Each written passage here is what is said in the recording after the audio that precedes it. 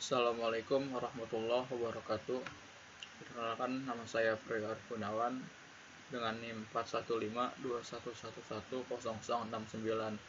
mahasiswa Teknik Informatika Universitas Mercu Buana. Di video ini saya akan membahas tentang sistem operasi Linux dan konsep dari memori komputer. Yang pertama, saya akan membahas tentang sistem operasi Linux. Sebelumnya, kita akan membahas tentang sistem operasi. Apa sih sistem operasi itu? Sistem operasi atau yang sering disebut operating system atau OS adalah seperangkat program yang mengelola sumber daya hardware komputer dan menyediakan layanan umum untuk aplikasi software. Sistem operasi adalah jenis yang paling penting dari software system dalam sistem komputer. Apa sih fungsi dari sistem operasi itu? Fungsi dari operating system atau OS adalah satu, mengelola sumber daya yang terkait dengan pengendalian perangkat lunak sistem atau perangkat lunak aplikasi yang sedang dijalankan. Yang kedua, mempersiapkan agar program software dapat berinteraksi dengan hardware sehingga konsisten dan stabil tanpa harus mengetahui secara detail hardware. 3. Melakukan pengelolaan proses mencakup penyiapan, penjadwalan, dan pemantauan proses program yang sedang dijalankan. 4. Melakukan pengelolaan data, pengendalian terhadap data input atau output. 5. Melakukan penerjemahan sebagai perantara komunikasi antara komputer dengan user. 6. Mengatur pembagian dan pengiriman instruksi dari memori utama dan tempat penyimpanan lain ke sistem komputer. Berikut jenis-jenis sistem operasi yang cukup populer di kalangan kita, yaitu yang pertama adalah Windows. Windows merupakan sistem operasi yang dikembangkan oleh Microsoft dengan menggunakan antar muka pengguna grafis atau GUI. Yang kedua yaitu adalah Linux. Linux adalah sistem operasi open source yang paling terkenal dan paling banyak digunakan. Yang ketiga adalah macOS. macOS adalah sistem operasi yang dibuat oleh Apple khusus untuk komputer Macintosh dan tidak kompatibel dengan komputer berbasis IBM.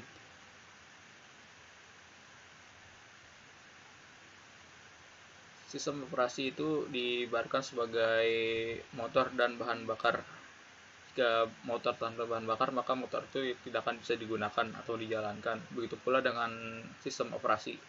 Jika komputer tidak terdapat sistem operasi, maka komputer tersebut tidak bisa dijalankan. Oke, di video ini saya akan membahas secara detail tentang sistem operasi Linux. Apa sih Linux itu? Linux adalah salah satu sistem operasi yang cukup umum ditemui, sama seperti Windows, iOS, dan macOS. Linux adalah sistem operasi yang digunakan pada smartphone, komputer, perangkat pintar, hingga server perusahaan. Linux adalah salah satu sistem operasi yang paling handal, aman, dan dapat dipercaya. Linux dapat berkembang menjadi salah satu ekosistem komputer terbesar. Linux adalah sistem yang dikelola oleh banyak pengembang di seluruh dunia. Linux, dari sejarahnya, Linux merupakan sebuah keluarga sistem operasi dengan sumber terbuka atau open source yang mirip dengan Unix. Sistem operasi ini berbasis pada kernel Linux, di mana rilis perdana pada 19 September 1991 dan dikembangkan oleh Linus Benedict Torvalds. Sistem operasi Linux membebaskan penggunanya untuk memodifikasi, menggunakan, hingga mendistribusikan kode sumbernya secara gratis di bawah persyaratan lisensi seperti lisensi publik umum atau GNU. Linux tumbuh dari tahun ke tahun karena upaya dari beberapa pengembang. Saat ini sistem operasi Linux telah digunakan pada seluruh teknologi komputasi, mulai dari sistem tertanam hingga superkomputer. Distribusi Linux pun demikian menjadi semakin populer dengan banyaknya perangkat yang terpasang. Puncak keberhasilannya di pasar konsumen adalah perangkat seluler, di mana Android menjadi salah satu sistem operasi yang paling mendominasi di smartphone hingga tablet.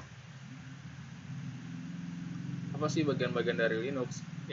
Linux mempunyai bagian-bagian di antara adalah bootloader, kernel, sistem init, daemon, server grafis, tampilan desktop, dan aplikasi desktop. Selanjutnya, kenapa sih kita harus menggunakan Linux? Apa sih kelebihannya?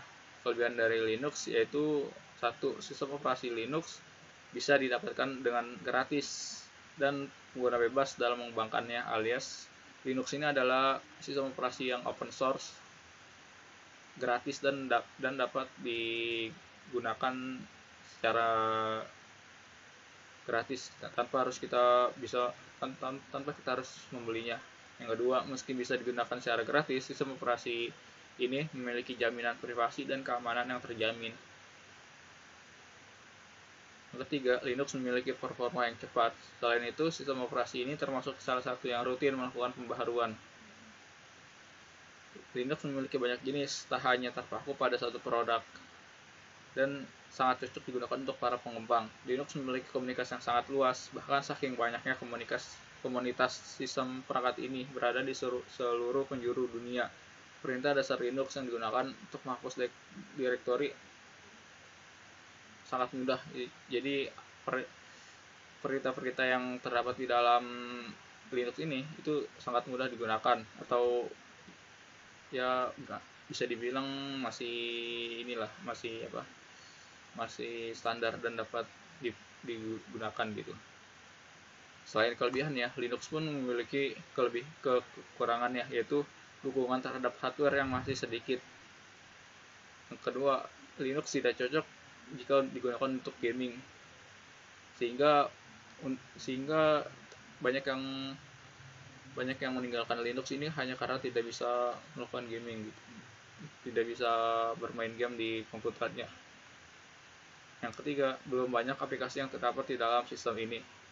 Yang keempat, Linux ini sangat sulit digunakan untuk pemula, alias yaitu butuh keahlian yang cukup dalam mengoperasikannya. Dari penjelasan yang sudah saya jelaskan tadi, Linux memang kurang populer untuk orang awam. Tidak hanya itu, Linux sebenarnya sangat mempunyai kontribusi yang sangat besar, khususnya di pembuatan infrastruktur jaringan, keamanan, mesin industri hingga IT. Maka dari itu, bagi para pengembang di dunia industri, Linux adalah suatu keharusan. Tanpa adanya Linux, mereka tidak bisa mengembangkan perangkat, alat atau apapun itu sesuai dengan perkembangan zaman. Linux juga bersifat open source dan memiliki komunitas yang cukup luas. Bukan tak mungkin Linux akan menjadi OS paling populer, khususnya di dunia IT. Selain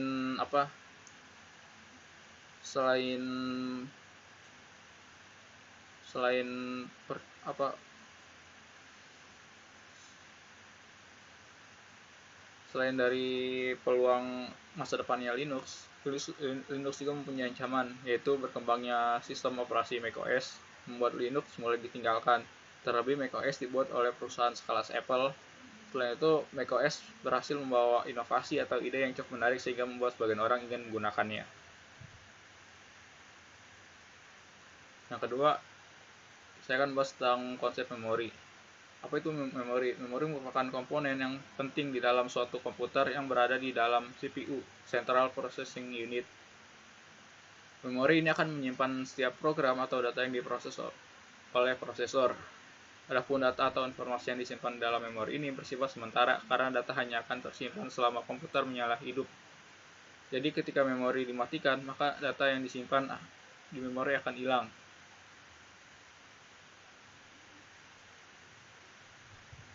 Memori berbentuk seperti sel yang terdiri dari sepotong kecil informasi di dalam memori dapat berupa data ataupun instruksi kepada komputer untuk melakukan sesuatu. Data di dalam memori menjadi suatu perintah untuk keadaan tertentu. Ada apa sih jenis memori? Jenis memori ada RAM, yaitu tempat penyimpanan sementara. Yang kedua adalah ROM, yaitu adalah tempat penyimpanan yang bersifat permanen. Yang ketiga adalah SRAM. Jenis RAM yang menyimpan data di dalam selama komputer masih menyala. Yang keempat adalah DRAM atau Dynamic Random Access Memory. Digunakan di dalam komputer sehingga memori utama yang harus disegarkan CPU secara berkala agar data dalam tidak hilang. Yang yang keempat ada SDRAM, CMOS, CMOS, DIMM, dan cache memory. Apa sih fungsi memori itu? Fungsi memori berfungsi sebagai pengingat, sebagai media penyimpanan data ataupun program bersifat sementara. Dengan kata lain, jika komputer mati, maka data pun akan hilang. Dalam penggunaannya, memori internal diakses secara langsung oleh prosesor. Adapun fungsi utama dari memori internal adalah menyimpan data dari piranti masukan atau input sampai data dikirim ke ALU atau Arithmetic Logical Unit untuk diproses lebih lanjut. Menyimpan daya hasil pemrosesan Arithmetic and Logical Unit sebelum dikirim ke piranti output. 3. Menampung instruksi atau keluaran ataupun program dari piranti masukan ataupun dari piranti pengingat sekunder. Karakteristik memori yaitu adalah lokasi memori, kapasitas memori, satuan meter, metode akses memori, kinerja memori, jenis fisik memori, karakteristik fisik memori, dan organisasi. Metode akses memori itu ada empat, yaitu sequential, direct, random, dan asosiatif. Demikian yang bisa saya sampaikan pada video ini, kurang lebih mohon maaf. Wassalamualaikum warahmatullahi wabarakatuh.